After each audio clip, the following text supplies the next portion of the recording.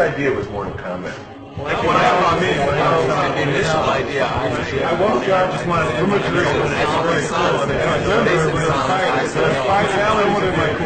to My name is David Mikic, I'm a graphic artist. My name's Dan Fordman, I do sound and music.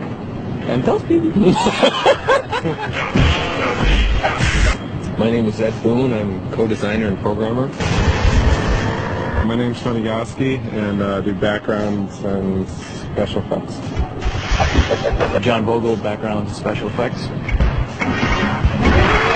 John Tobias, and co-designer and lead artist. Steve Moran, and I'm a video artist. Our motto in Williams is always that reality is boring. Nobody wants to pay for reality. We take everything beyond reality to the point where it's, the only way to do this is through our video game. It's the perfect blending of everything. I mean, the game is fun to play. It's got good graphics, and it's got a decent backstory to it. It's easy to come up with the ideas, anybody can come up with ideas for games and stuff, but it's to actually convert something from an idea in your head into reality, into something that is a sellable product. That's where the challenge is. This is sort of the very first concept of the story. This guy here eventually became Shang Tsung. The mystique and all that whole feeling of it was really, the foundation of that was really what John Tobias kind of envisioned. One thing Mortal Kombat does for all of us is it puts you in a mood or puts you in a setting where you're sort of able to create things that are surreal. Mortal Kombat 1 took place more on an earthly environment, in an Asian type of setting. In part 2, we knew that we were going to send our characters to sort of a different world, and so the door was completely open for us to kind of interpret that in any way we wanted. Mortal Kombat 3 has so much hidden stuff, it's just endless, it's just the amount of stuff that we packed in there. Okay, come on. I don't know if I should be telling you this, but I'm going to show you a move, okay? Listen. You can go back, forward, back, and then down, and then push the run button. And if you do that really fast, I'll be your friend forever. The button and joystick combinations were the expected. Everybody would start looking for them immediately, and that's when I believe Ed came up with this whole sort of combination lock system. There's 6 little boxes, 3 of which are controlled by player 1, 3 of which are controlled by player 2. Try different combinations of those 6. There's a million possible combinations to see what can be unlocked in the game. And then there's John Vogel. He did backgrounds for part 1. He did some stop motion animation stuff for part 2, and he did some backgrounds in part 3. He worked on backgrounds along with Tony Goski. Tony's probably one of the most respected artists in this department. He's probably, probably one of the best artists in any industry.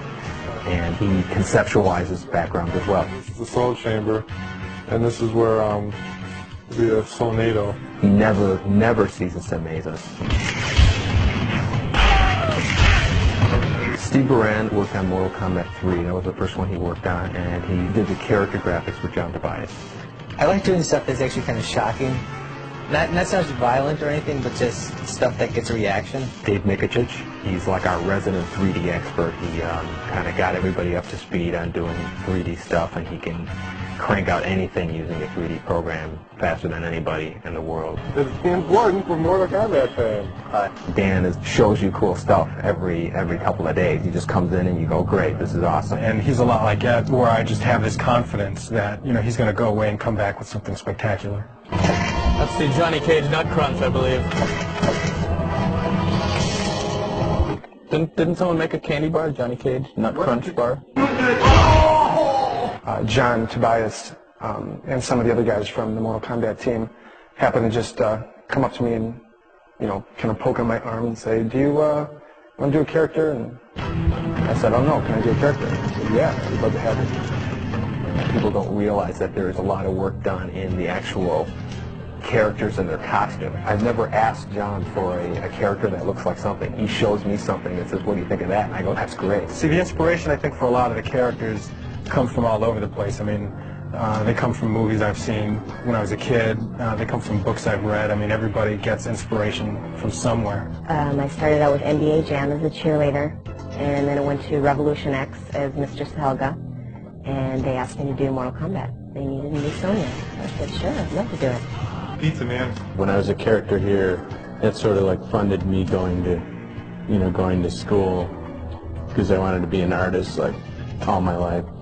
As with all the Mortal Kombat games, the characters are definitely the most interesting of any fighting game. Hey, get out of here, man. It's supposed to be... Between Sector and Raiden, who would win? Sector's got Raiden it. would win. Sector's got it in the bag. Raiden would Not win. even trying to... That's totally got it in the bag. Sector, no. Get your try from even trying to settle this outside, man. Come on. You're for it now, buddy. Come on, pal. Come on. Well, let's see, a character would probably first start with me sitting down staring at a blank wall for a little while, and then after a while something will hit me and I'll just start sketching around different ideas.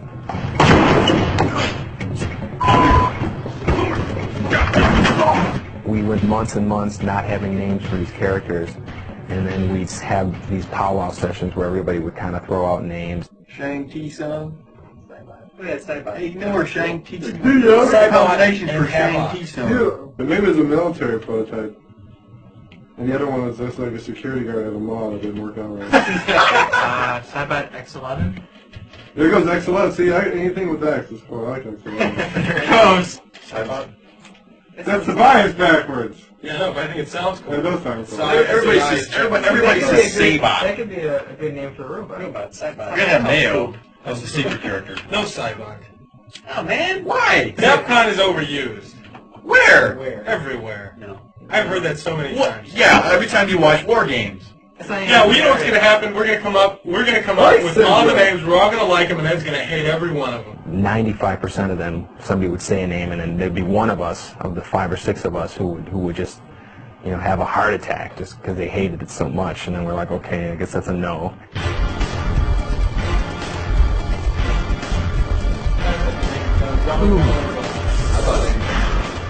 That's good.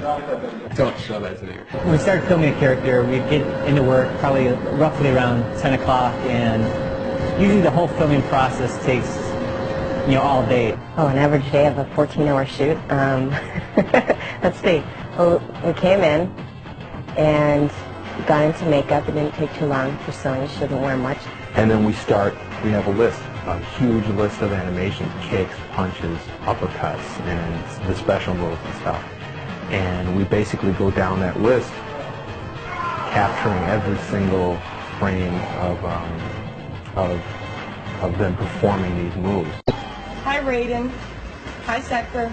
1, 2, back.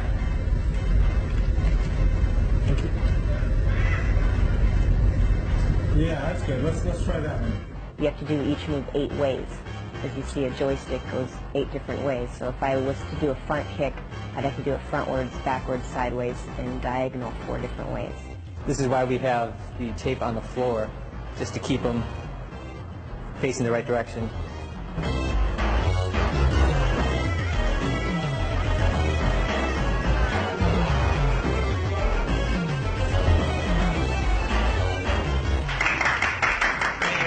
Here's the camera that takes in the signal.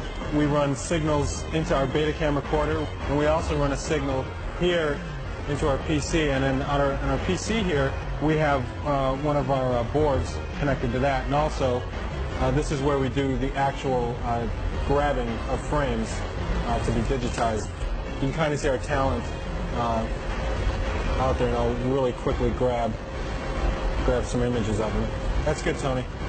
We're able to click through frame by frame, delete the frames we don't want, keep the frames that we do like. As a matter of fact, you know what we should do? Shove them. We should shove them. We should have done that from day one. Somebody just push them real hard. We should all right, now the next animation, just stand there.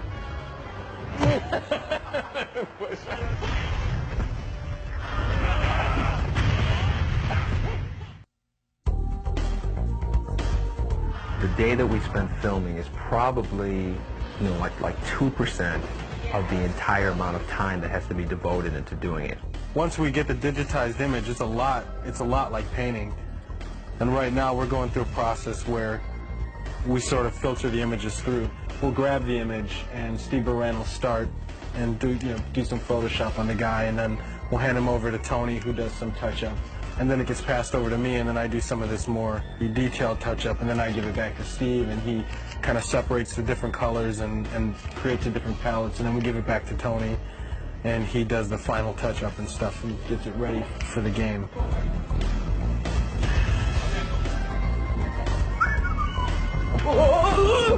I did a drawing of this and everything. In 3D, you can make it any size and any lighting, any angle you wanted. Dave Mitrich did this, the 3D version. It's just ornamental, it's just like kind of a really neat background thing. But I was telling Ed about the story, like it's a soul cage. I'm working on a friendship move for our Shigoro character. That's her tentative name. She doesn't have a real name now. Her move is she's going to turn around and she's going to pull out sort of plates and little sticks, and she spins the plates and sticks and balances them on her hand, and she does this with her back towards you.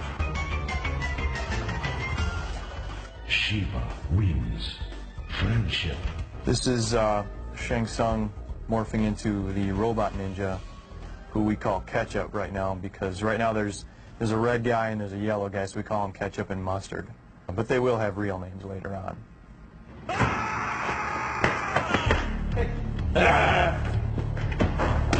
And then you know what? And then we can give them numbers, so it'll be poop on you too, Right.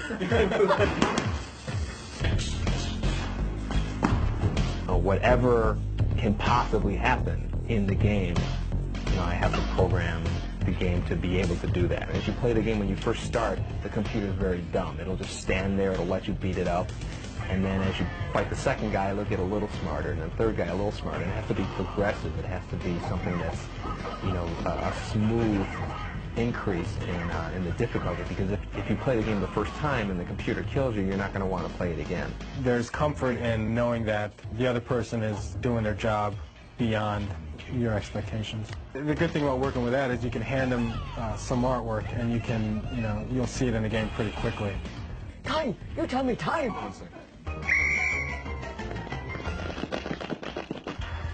Well, we test the games.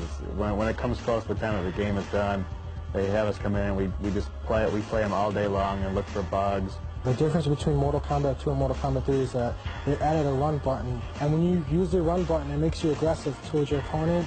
You're going to have to keep on using the run over and over and over to attack your opponent. What we're going to show you now is a few simple combos that'll get you started playing. A lot of characters have a simple combo with kicks, which usually involves three presses of the same button. Like Cyrax has, you press high kick twice and then back and high kick for the final hit. He does 3 hits and knocks the opponent away. My favorite move would probably be Kano's chokehold. It would be down towards low punch.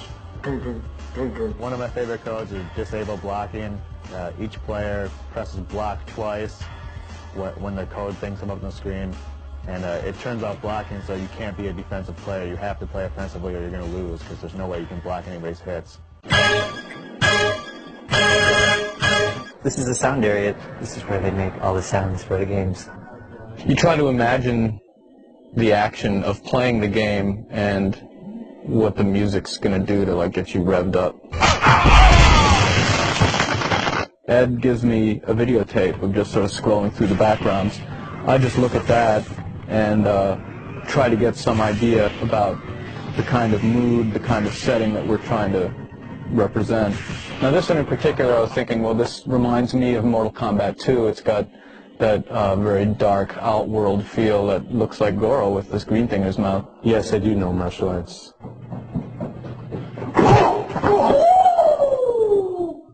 Kung Fu. I try to get a rhythm going and then fill it out with harmony.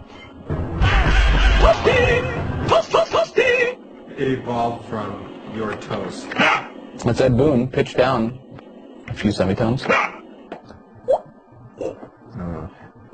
So, I mean, in the movie, he's Scorpion. You'll see in the credits, Ed Boon voiced with Scorpion. Feel the power of Shao Kahn. Shao Kahn was played by Steve Ritchie, who is the king, as we all know him. pinball designer. Flawless victory. Basically, everyone has a set of speech calls for attacking, punching, getting hit, getting hit in the face, getting hit in the body.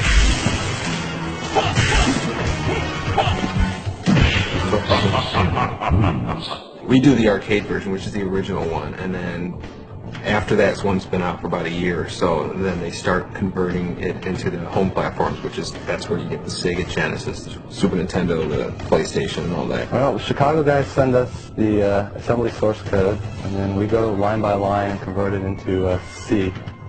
Yeah, so Dropship does all the original artwork that they did, all the finished artwork that went into the game and the file formats, and then it's up to us to rip it out and figure out what file format would be best to use on our PlayStation and convert it down and make it work.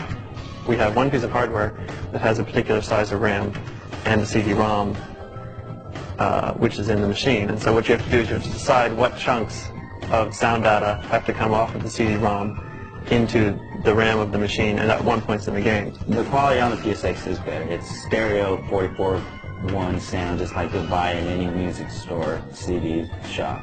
It's the same stuff. One of the most amazing things I think we found in the game that we couldn't believe was the fact that Shiva was a stop-motion puppet.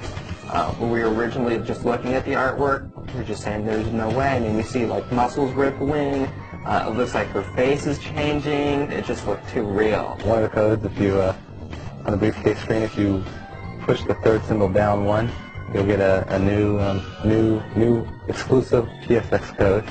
So don't think we're going to tell you what it is. We'll just let Find out on your own. Who's the best? Who's the best? Man, who's the best, man? You're the best, man. Oh, man. You're the best, man. Ray's the coolest, man. The Ray disappears and he's like flying. He's gonna teleport. Set that up. It's all an illusion. It's all an illusion.